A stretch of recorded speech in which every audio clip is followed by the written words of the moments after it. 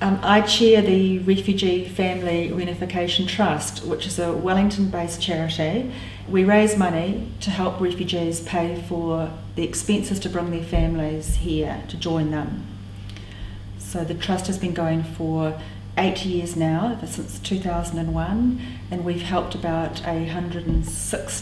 just over 160 refugee families. So Asafo here with me is one of the families that the Trust has helped recently. Asafo came originally from Eritrea but was living as a refugee in Sudan. So how long is it you've been in New Zealand now? 1 year and 2 months. I'm very happy for help me anything for come from Sudan to New Zealand. Very, very happy. Was it hard when you first came here, I suppose? No, no very hard because I'm coming from Sudan to New Zealand. It's more for hard for me for the weather. Oh. The weather change for. It's much easier in New Zealand than in Sudan, life? Yes, for New Zealand, very nice peace country. No anything afraid for anything, or for people is living together and help together. Very nice people. Not having English as a first language must have been hard for your wife, especially because you spoke a little bit of English. Yes. For English very hard. Yes. Now I'm for learning English for M+, and my children's very nice now. Yes. I'm for Santa Ana School and Santa Patrick School. Very nice talking and. Yes. Me not understand. I am talking to my children.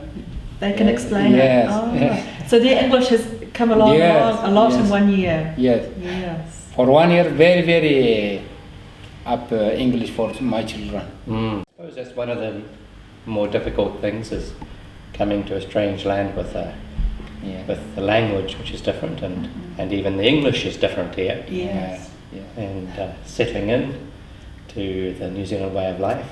A lot of people find it difficult because their families are overseas, aren't they, really? And what they miss most is people they love and care for, who are often distant.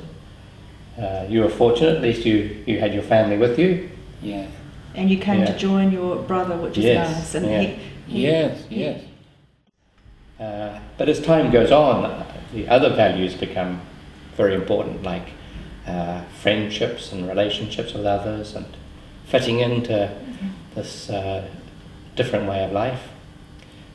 And often those are bigger burdens than the physical ones of housing and clothing and food. And once children get into school, things settle down a bit. And that's where you need welcome of lots of people, don't you? Lots of support from other people. And the home tutors, which is now called English language partners. They can match up with, so if your wife's or woman is at home and not able to get out much looking after children, they can come and help with English, teaching English once a week, which is a great service. Yes, very nice. Yes, to help to English more explain for not understand. Talk to home tutor. Things that the local community can get involved in is sometimes the agencies do the initial thing, but as time goes on, the agencies input sort of lessons, but the community is still there, don't you think? And things like building friendships with people who come here, being welcoming, showing hospitality.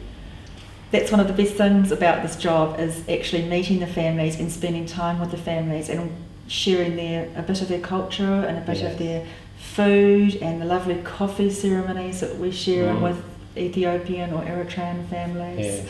So I think we get as much back from spending time with refugees as we can help them as well. Oh, yes, yeah, that's right, yeah.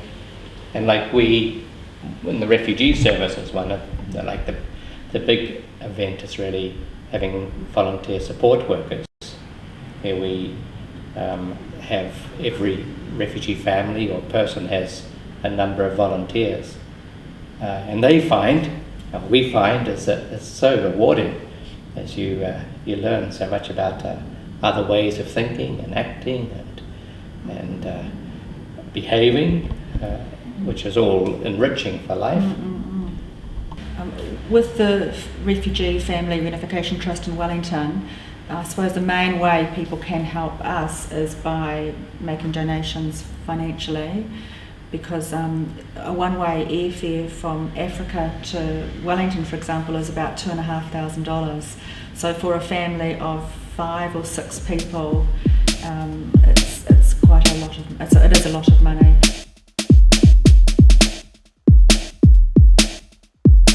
Dira-dira, dira-dira, dira-dira.